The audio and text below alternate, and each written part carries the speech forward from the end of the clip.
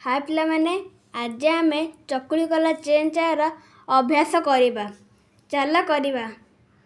किए पिठा तैयारी करुथिले? जेजी पिठा तैयारी करुथिले। चकुलीटी को केउथिरे तैयारी करा जाए? चकुली पिठा पातियारे तैयारी करा जाए।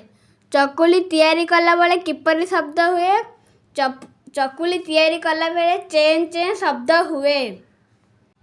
प्रश्न नंबर घ पिला माने कौन पे खुशी हेले? जेजे पिठा खाई टाकरा फुटाइबा कारणरू पिला माने खुशी हेले।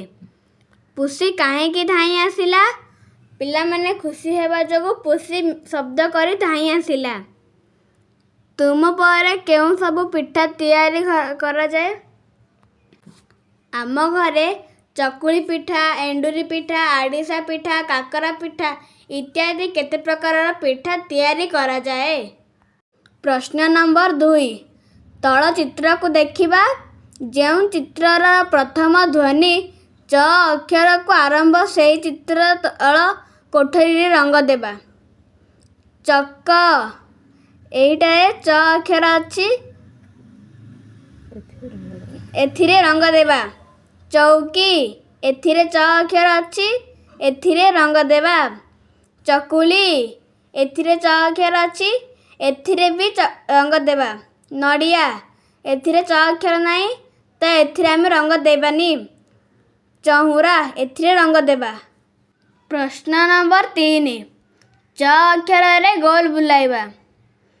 एठी लेखा जाइछि च ब च ट च च झ च ब ठ न त।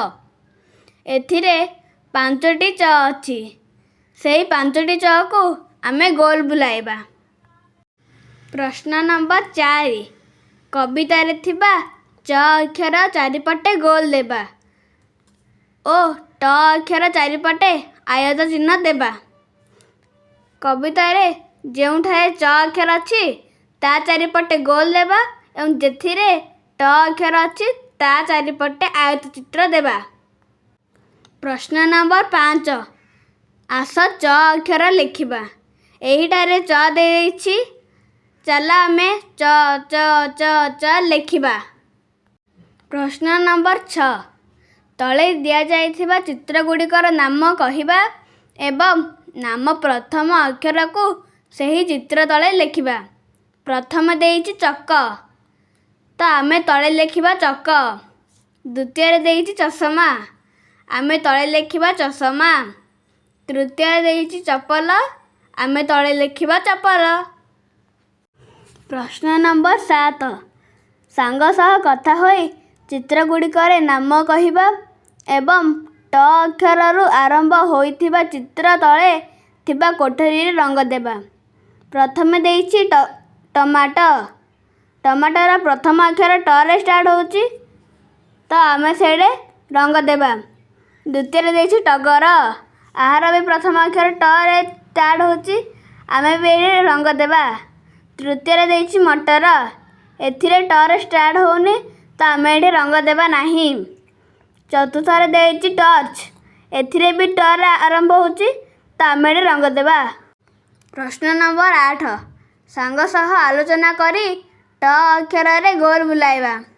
एइठारे देइछि ट च प ट ख ट एपरि केते सारा अक्षर देइछि। एथिरे 6टी ट देइछि तो आमे से 6टी ट ऊपर गोल बुलाइबा। प्रश्न नंबर 9 आस ट अक्षर लिखिबा। एइठारे ट देइछि आमे सेई ट को लिखिबा। प्रश्न नंबर 10 तल चित्र रे रंग देबा। तल चित्र रे दिया जाइछि टमाटो। टमाटर रंग कौन? लाल तो आमे सेई टमाटर रे लाल रंग देबा। आसंतु लाल रंग देबा।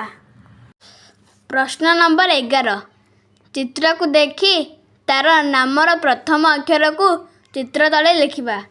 प्रथम देइछि टगर। टगर रा प्रथम अक्षर होउची ट तो आमे सेठी लिखिबा ट।